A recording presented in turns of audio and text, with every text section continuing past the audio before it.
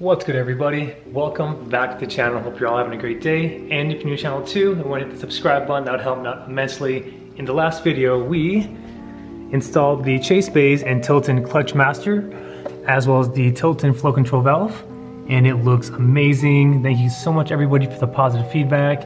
And not only does it look amazing, the pedal now feels even better when I had the S15 clutch master. And in this video, we are going to do the last upgrade before we can actually start street driving the Skyline. It's ready now, but just one more thing I want to clean up, and that's the boost controller to the wastegate lines. Like the S15 clutch master I had worked fine, but I'm really hammering on the little details. And this is something I kind of put together last minute to make the dyno. And don't get me wrong, it works. There's no flaws, but I want to upgrade to something a little better. And we will be upgrading to Dash 4 CPE AN fittings and hoses, brought to you by Evil Energy. Now, I normally do use Deechworks fittings, but with the wastegate and boost controller fittings, I thought I can get away with Evil Energy. And don't get me wrong, I honestly believe that Evil Energy fittings are of superb quality. I do have a couple of last minute Evil Energy fittings on the Skyline, and as you saw, it made 723 horsepower and it revved up to 8,500 RPM with no leaks from the Evil Energy fittings. So these should be adequate for our wastegate and our boost controller. So we just have some straights, a 120, a Union T fitting, 1/8 NTP 2-4, and then 1/8 NTP 2-4 right. So these will be for the controller, wastegate turbo, connect everything. This will go to the boost controller as well, and then this will go on everything in between. And of course I did my research and made sure that the inner diameter of the Dash 4 CP hose was the same inner diameter as my silicone line, which is of course 1/4 inch.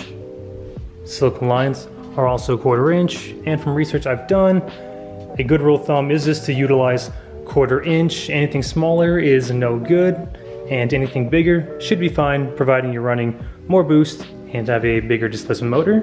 So this should be a fairly easy install. Just take off the boost controller and all the accommodating fittings and lines, take off the fittings from the turbo and wastegate. I may relocate the boost controller to the rear here, but at the same time I do want to keep my lines as short as possible, so we might just keep it in this fixed location here, or we may move it to this location here. And just like that, we got our 1/8 NTP to -4 90-degree fittings on the boost controller, and then just got the 1/8 NTP to -4 straight fitting in the turbo. Good thing I have all this room. Now let's go ahead and mock up the boost controller and start measuring our lines. Alright, so ran into a slight dilemma, but we got it all situated. So I'm not going to be running my boost control solenoid in the original location because I did underestimate how much longer the fittings make the route of travel. So I went ahead and put the boost control in this second bolt hole here, and then went ahead and did some mock-up and some finalization of some lines.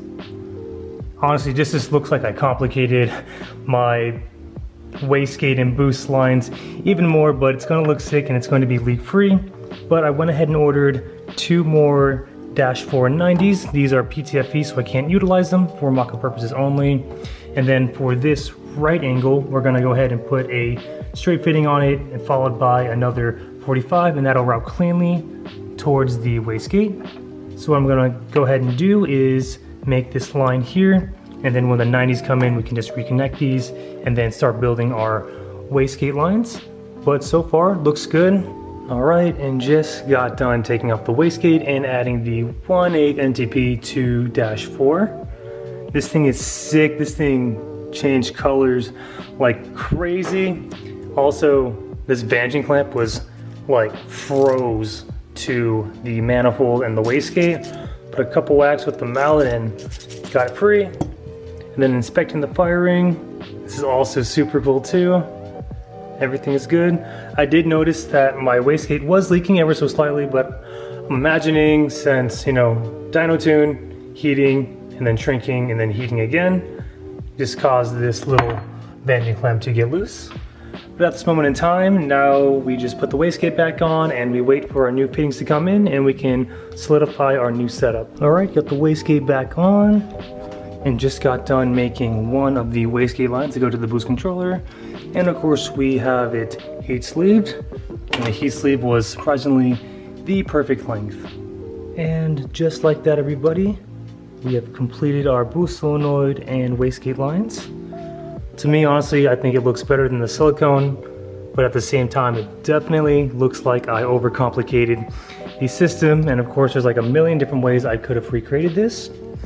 But about an hour ago, we got our 2 right angles in, made the lines, of course, got them all nice and heat sleeved, put some Tessa tape over the wiring to prevent it, or to protect it more from the heat.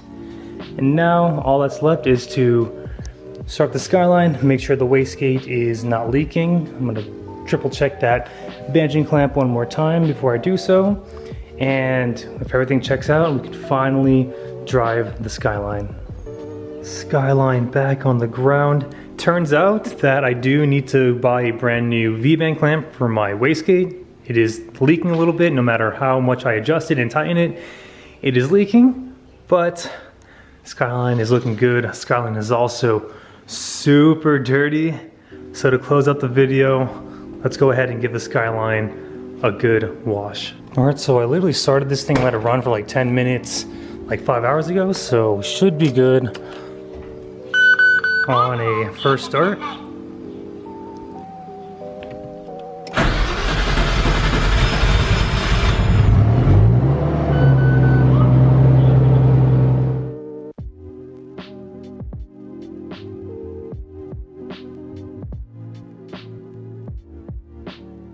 New foam cannon goes crazy.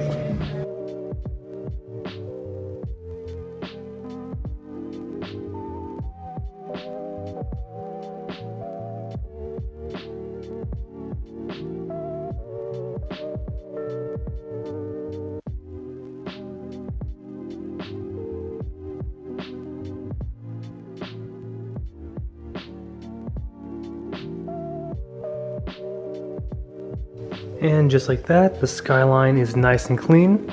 I know I said I was gonna drive the car in the video, but I just drove it up and down the driveway a handful of times. I do need to make more adjustments to the clutch to really solidify that engagement point.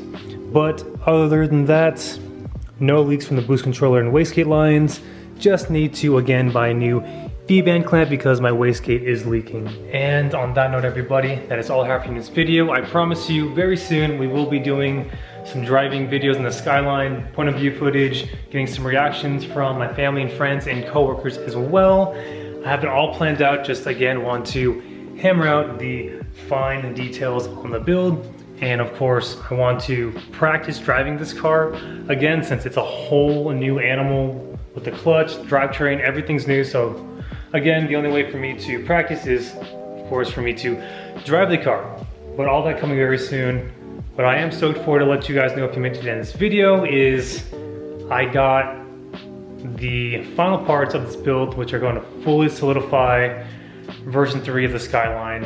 I'm incredibly stoked. I've been doing my research, making sure I know what I'm doing, and I guess for a teaser, we got these nice tools here to make the install as smooth as possible. But thank you again, everybody, so much for the continued love and support. And if you're new to the channel too, and want to hit the subscribe button, that'd be awesome. And remember, aim high, drive low. We'll catch you next video. Take care.